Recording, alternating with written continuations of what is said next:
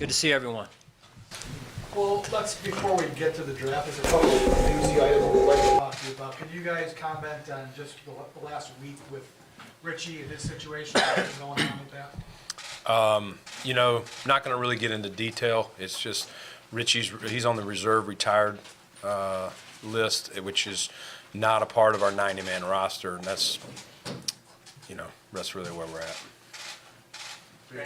Generalities there. Can you just, if a player, any player, not just Richie, but if someone is on the reserve list and they decide they want to come back to football, what is that process like? They have to request through the commissioner to be reinstated. It's kind of like the Anquan Bolden thing. If you guys remember, he was on the reserve retired list. So, yeah, he would have to be reinstated. He said he contacted you and Sean and Terry to talk about his retirement. That's fair. And what do you make of, just the tweets and the social media stuff that has come out? I don't think it's really the time to get into it. It's just, let's leave it as is. And really, Sean and I'd like to focus on any draft questions you got or the players that are here on the 90-man. Since we're talking about news, Sean, can you at least tell me what your message was to this team? I remember late last year, when just been shortly after the regular season, you had discussed about there's a lot of holes that need to be filled here, that you guys were by no means there, so to speak.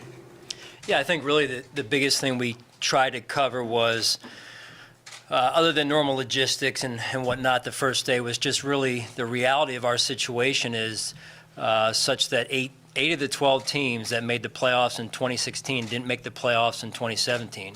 And so we have to turn the page from what happened last year and understand that this is a new team. It's a new year, new personalities, and so we've got our work cut out for us, really, and we've got a long way to go. That really hasn't changed. We're excited about the guys that we've added to the roster and the work that apparently has been put in since the players have left us X amount of months ago.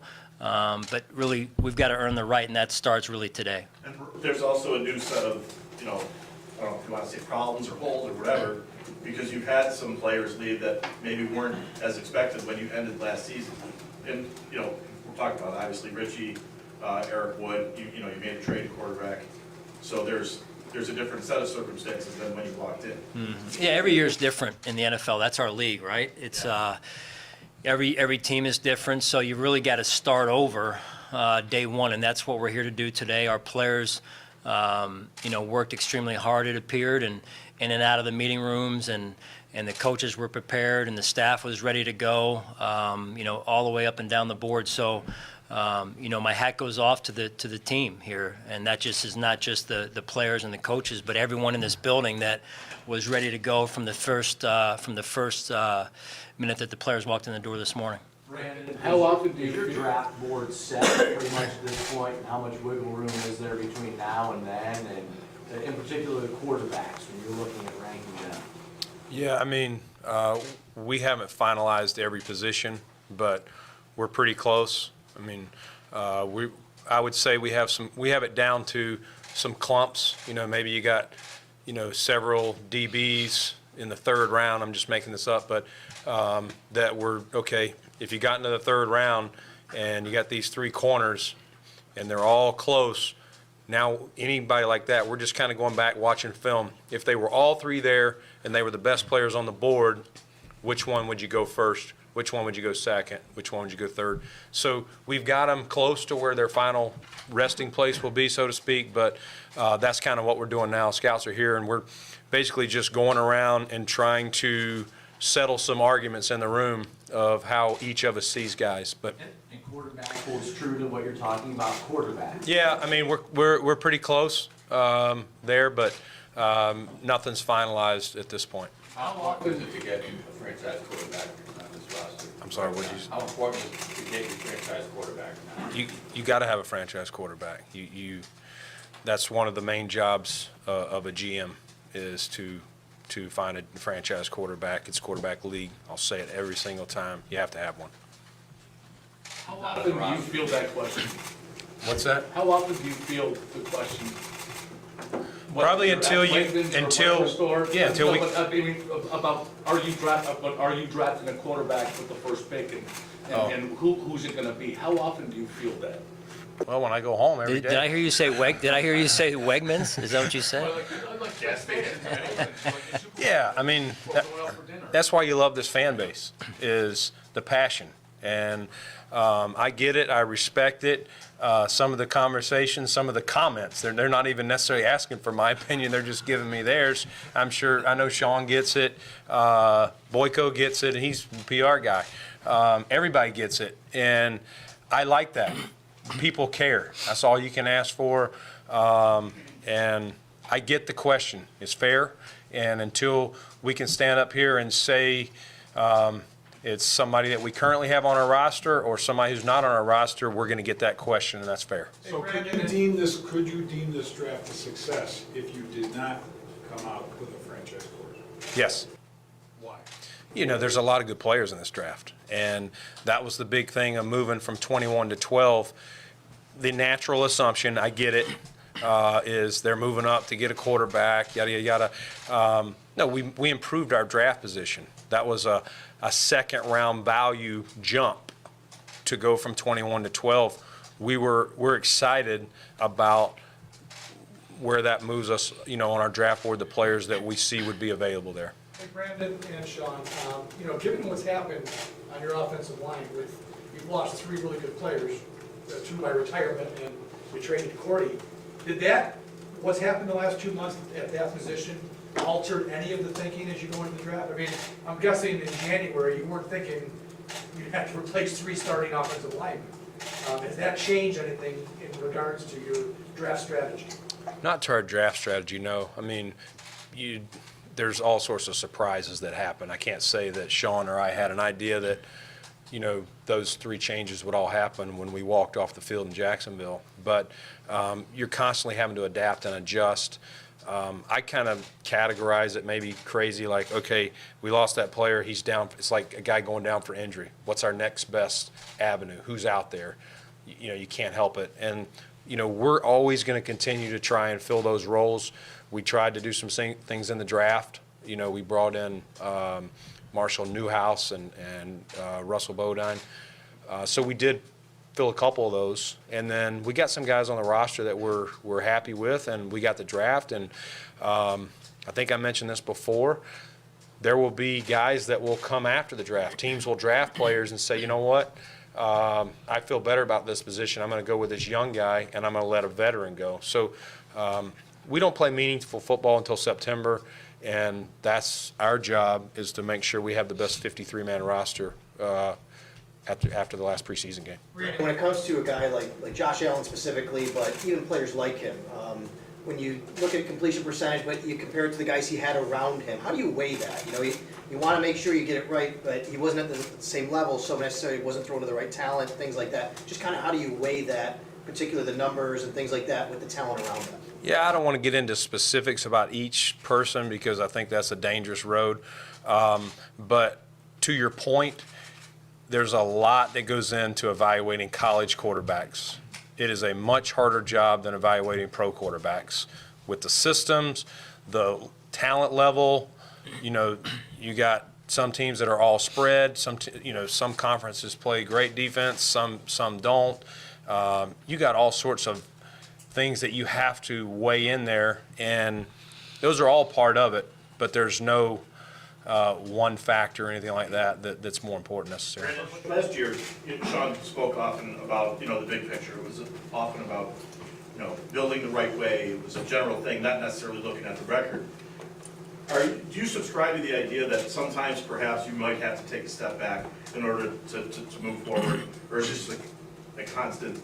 It doesn't seem like it's always a straight linear line up the hill, so to speak. Yeah, I mean, you'd love it for it to be that, but it doesn't always happen that way. I mean, the thing we're trying to do, we're trying to, get better every year. We're trying to, we had 9 wins this year. We're trying to get more, but it doesn't always happen for various reasons. It's a competitive league. Sean said it earlier. This is a new team. We're 0-0.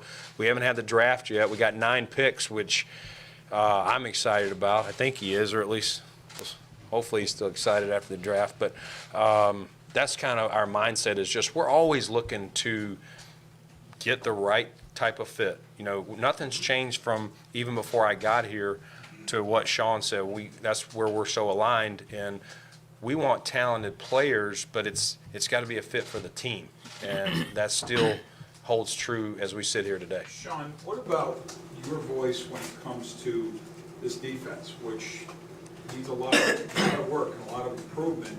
How much is that being heard, or at least you're voicing it in these pre-draft meetings about the need to fix a lot of those defensive spots? Well, I think we've added some players along the defensive side of the ball, Star, to name one, and then the other guys we've added as well. I mean, you look at our cornerback situation, what it was versus what it is now, what it was before free agency versus what it is now, even before Vontae and everything. So, you know, we've added some pieces. We've certainly lost some pieces too. That's natural in this league, as I mentioned earlier. You know, Brandon and his staff have done a really good job of staying on top of who's available out there. We added Tenney just today or the end of the weekend last week, and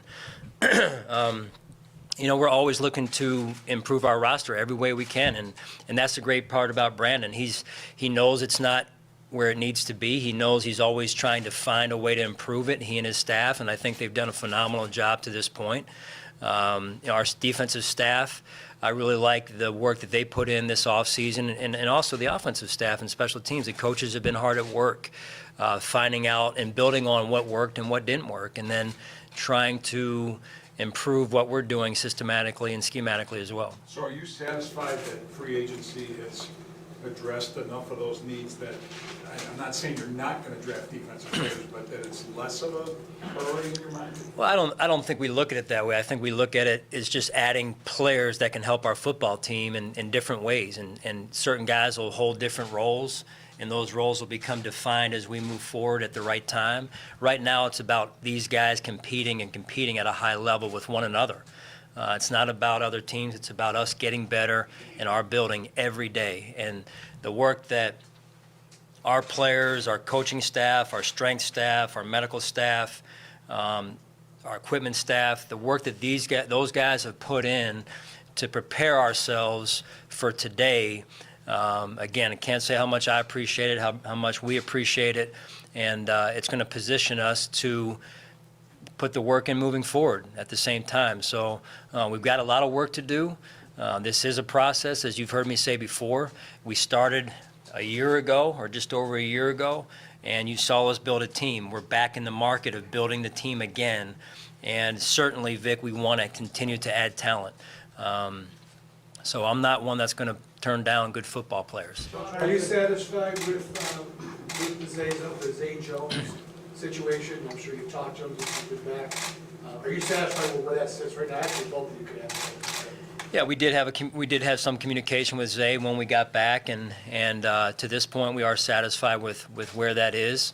You know, the biggest thing right now is where we go moving forward and how we handle our business moving forward. You know, listen, you know, people go through situations, and like I said before, I was disappointed. The biggest thing was we were able to talk about it and come to a point where we all agree we need to move forward, and I'm excited about the future for Zay. How much do you, Brandon, how much do you and your staff do like mock draft exercises, essentially, you know, different scenarios that you run through? Yeah, we do that, and what we'll try to do, that'll probably be Monday before the draft next week. We'll sit there and just go through it, and that'll be each of them's job to throw up scenarios that are legit, are real, and we'll debate them in the room. How you know, which way you go, and we'll actually do some actual mocks. I'll assign some guys. Hey, you're the Browns, you're the Giants, you're the Jets. You know, down the line, who would you choose based on their needs and, you know, what you're hearing out there as the chatter, so to speak, just to basically give yourself those scenarios. And we'll do that through the first couple rounds, you know, so 12, 22, 53, 56. You said you're close on the quarterback. Could you elaborate? Does that mean you're close to separating one guy out? No, I think just ordering them. Like when I say close, I'm saying ordering them how we would select them if all of them were there. You know, if we were the Cleveland Browns at 1, what the order would be. Coach Jeremy Curley, just what attracted you to make him an addition, number one, and then any bill of health for Kelvin Benjamin and Jones coming in today? Yeah, you know, Jeremy, we were able to add Jeremy over the weekend. He came in and worked out Friday, I believe it was, Thursday or Friday, Thursday maybe. And so did a good job, and we were able to add him. And, you know, he's a guy that I've gone up against in terms of coaching against him. I know what he brought to the table from a wide receiver position. He's a veteran player, also adds some return ability. So I thought it was a good signing for us. And again, my hat goes off to Brandon and his staff, identifying Jeremy out there. And then Kelvin, yeah, he came in and looks like he's ready to go. You know, like the rest of our offensive players, you know, getting familiar with the new scheme, the new system, and so that was excited. That was good to see today as we move forward as an offense too. And for Brandon, 100%? I'm sorry? Is Zay 100% or is he still working? Not quite 100%, but he's working like some of the other players. We do have some guys that are still working, rehabbing, Zay being one of them. And for Brandon, specific to Kelvin, what sort of discussions have there been as far as a new contract with him? Well, you know, we really don't get into discussions or anything like that. Right now, we're just, you know, happy he's here and showed up and was out there working with everybody else. So that's really where it's at. The focus right now is on the draft. Brandon, what's the process for actually making a trade on draft day? Do you have certain teams on speed dial? Is it a text message, phone call to other GMs? What would you actually do to trade up? It varies. You know, if I have a really good relationship with the GM or somebody high up there, I may text or call him directly. If Sean does, or if Joe Shane or, you know, Terrence Gray, one of the guys that's done a lot of the work and the leadership in the room, you know, if he's really, hey, check with him, tell him we're interested in this, or see if they're interested in that. That's generally how it would start. And then if it leads to, hey, there is an interest, then I would get on with the GM. All right, if you go through, Brandon, this is your first draft, are there anxious moments? It's like I have this vision of like a boxer, you know, he's inching towards the fight day. And have you lost sleep? I'm sure you played a million different scenarios in your head, and all it takes is one trade or something to blow the whole thing to smithereens anyway. But Yeah, no, you're spot on. You think about it all the time, even when you don't want to think about it, because we're competitors, and you know, you want to win every pick. You know what I mean? You want to feel like, man, we got to steal in the first round. We got to, you know, that's natural. Can't say it always happens that way, but yeah, there's different things that have been in my head. I'm sure he has probably the same thing in his head. Guys that he's looked at, they go, man, that guy would be a great fit for us. And he's been through it. Yeah. You know, in your situation, this is your first time really. Yeah. As the head guy, no, you're right. Spot on. That's very accurate. Until it gets here, you're right. All you can do is be anxious, do the work. I feel good about the work, and that if you do the work, generally it should fall in place. How much fun is that for you though? Like, you know, I think there's a million armchair people out there that say, man, if I was running that draft, here's what I would do. Yeah. You actually get to be that guy to do that. Yeah, I mean, listen, I'm a competitor. I love it. I love my job. I love everything about it. This is huge. This is where my staff and I show that we've done the work and we're competent people. And my job at the end of the day is to give this guy the resources to lead the team and his coaches to produce on the field. And if I do my job, it helps him do his. If I don't, that's what I lose sleep. I feel like I let him down. Sean, knowing how critical continuity is to an offensive line, just given a situation where there is a lot of people, how are you at this stage of the offseason sort of plotting for that? Conversations you've had with Ryan, with Juan, and the approach, knowing that it's a very different set of circumstances than Yeah, I mean, Vic, there is something to be said for continuity. I just know, and you've been around this league a long time, that's hard to say every year at every position.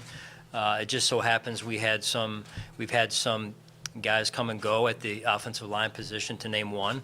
That said, you mentioned one of them, Ryan Groy.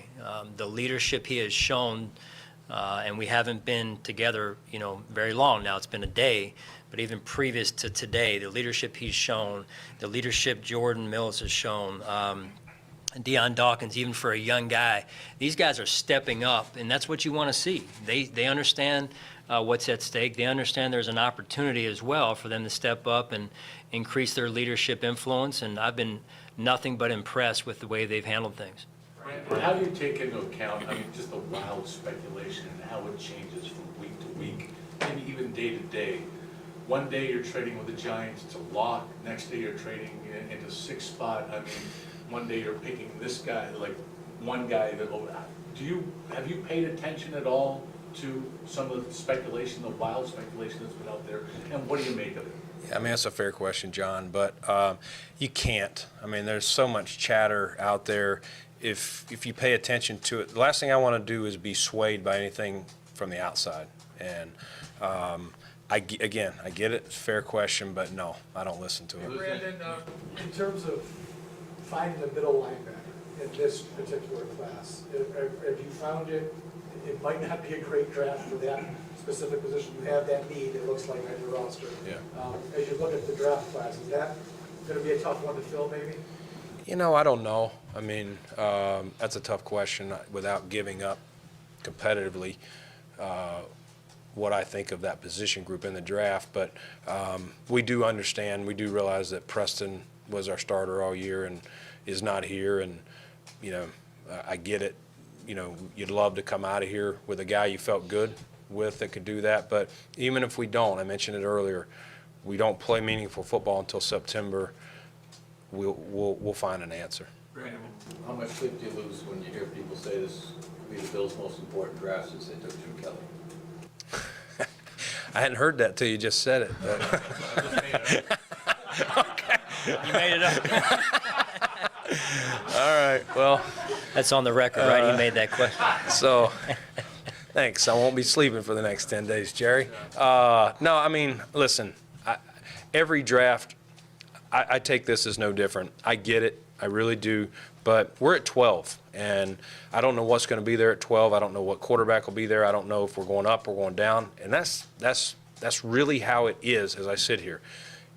I know everybody, as soon as we're trading up, first of all, I said it before, even if I wanted to trade up right now, even if I said, I know the guy I want to get and I need to get to this spot, it takes a partner to do it and be willing to move out. And so, again, I think I'll lose sleep every year going into the draft because you're always going to have holes. You're always going to want to make your roster more competitive and better. And that's the thing. We want to find the best football players that we can to help us in 2018 and beyond. And that's the vision. When it comes to draft day, your board's set, you can probably know X amount of guys that you would be willing to move up for.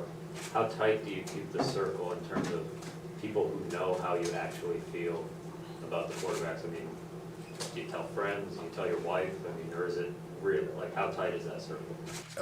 Yeah, it doesn't leave this building. So no, my wife doesn't know. But no, it's very tight. And listen, I'm not talking about guys in the second round either, or the third round, or whoever of any position. Like I think it's bad form. I think you're competitively hurting yourself. Anything that you could do to competitively hurt yourself is bad. So we keep it pretty close to the vest what we're doing. In other words, who should we call? Sean, what was the thing that you learned maybe the most? What was the most significant thing you learned from last year in your first year as a head coach doing a draft going into this season? In terms of the draft, or? Yeah, in terms of the draft.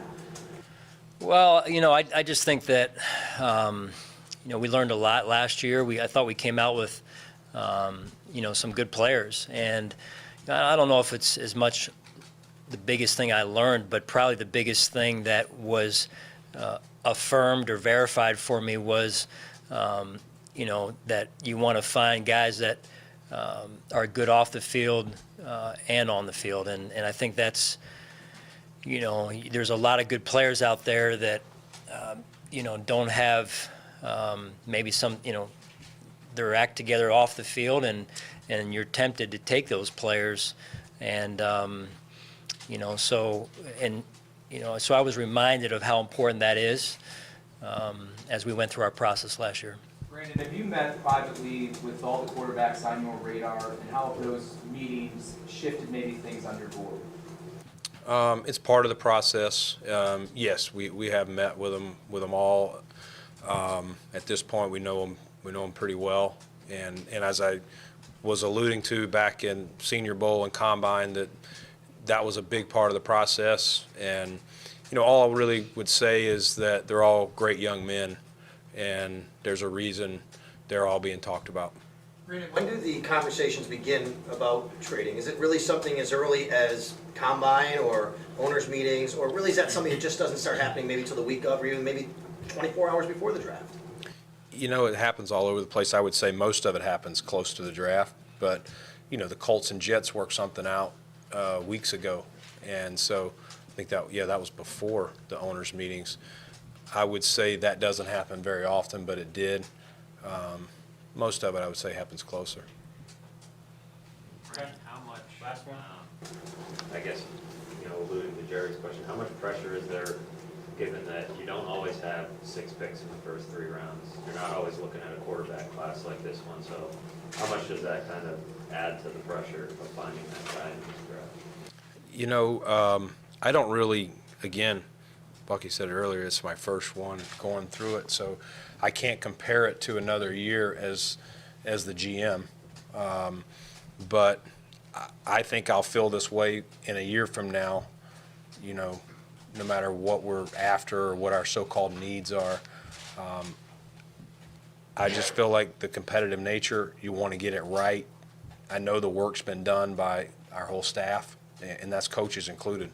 A lot of these coaches have gone on the road that we've identified as guys, hey, go find out a little bit more about this guy. How does he learn best? Does he fit what you do?